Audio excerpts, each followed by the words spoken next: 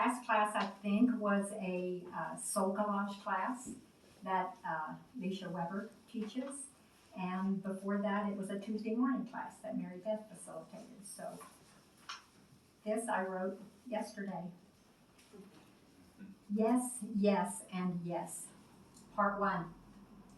Green surrounds me like a giant living being.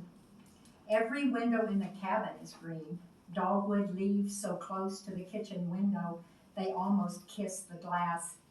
Pine needles waving good morning through the window above the desk. And everything dripping wet from yesterday's rain. It beckons me to try it on. Slip out of pajamas and robe, even my fuzzy socks, and slip into something silky green.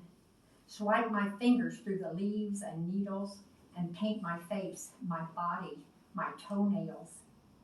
Run my fingers through my hair until it drips with at least 5 forest green shades.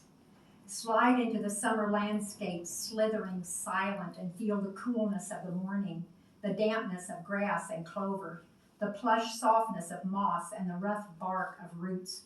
Or maybe dance wildly among ferns and wildflowers, cattails and lily pads, or twist and tangle like a grapevine up the tallest sycamore and cling there high above the creek.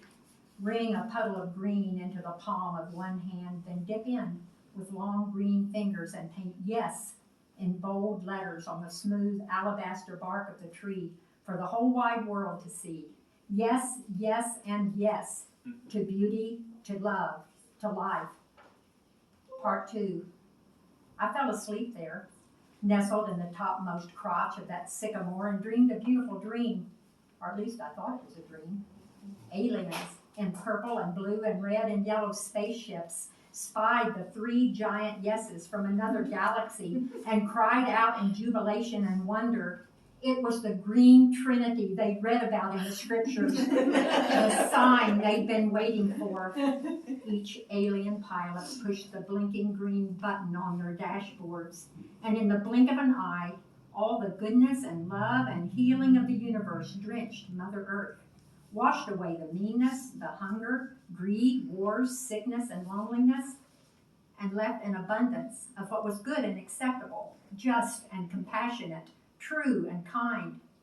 A deep inhalation and exhalation of all creation awakened me to a new world, a born-again world, the rupture of the old and the rapture of the new. The alien ships departed, mission accomplished. I untangled myself from grandmother's sycamore, shook the green cobwebs from my mind, and made my way back to the cabin. My husband met me at the door, bald pate glistening like the world's largest emerald. He wrapped his green arms around me and said, "Welcome home, babe. You better sit down. You're not going to believe what happened this morning while you were out walking. You know how we've denied the second coming through these many years? Well, it didn't happen like the evangelist predicted. We got that part right. But it surely happened, as pure and true and sudden and green as that lovely green hair on your head. The earth, the birds and animals, and at least some of us humans have been redeemed.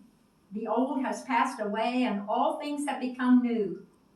Well, maybe not all things. There's the wood thrush song and the rooster's crow and the smell of honeysuckle in the air.